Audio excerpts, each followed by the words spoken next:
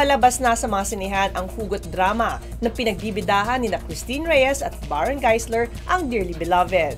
Sa premiere night pa lang nito ay todo suporta na ang mga tagahanga para sa pelikula. Dearly Beloved, anong ganap?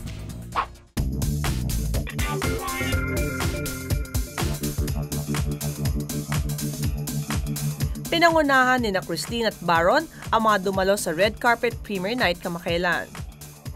Maraming salamat po sa lahat na nagpunta sa amin dito sa aming premiere night ng Dearly Beloved. Dito kami sa SM City, Baguio. So, maraming salamat. Nagustuhan naman ng lahat ang kakaibang love story mula sa Viva. Nakakaiyak, relate na relate.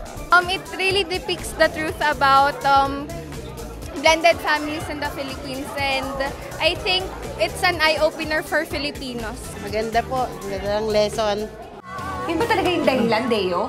Ha? O ayaw mo lang talaga maputol yung connection yung dalawa? Sobrang relate sa mga sinasabi ng mga babae, mga iniisip ng mga babae. So, parang I feel represented. Ay, sobrang ganda. And ang galing-galing ni Christine and Baron. Sobrang po siya, maraming lesson na matututunan, especially sa family po. Mahal niya ako, mahal ko siya. Diba dapat ganun lang yung kasimple? Maraming nakaka-relate. In real life, marami talagang, dapat i-appreciate talaga ang blended family.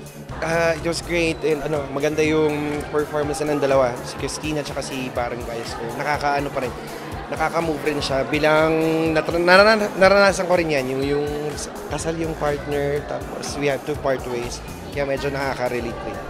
Iniiyak ko rin sila. I suggest na lahat kayo ay panoorin. It takes, marami siyang issues, family issues na tinatackle, and it shows yung totoong pagmamahal, diba? You have to watch it to see for yourself. Dearly Beloved, now showing! Showing na ang Dearly Beloved. Supportahan niyo po kami. Maraming salamat. Dearly Beloved, now showing in cinemas nationwide.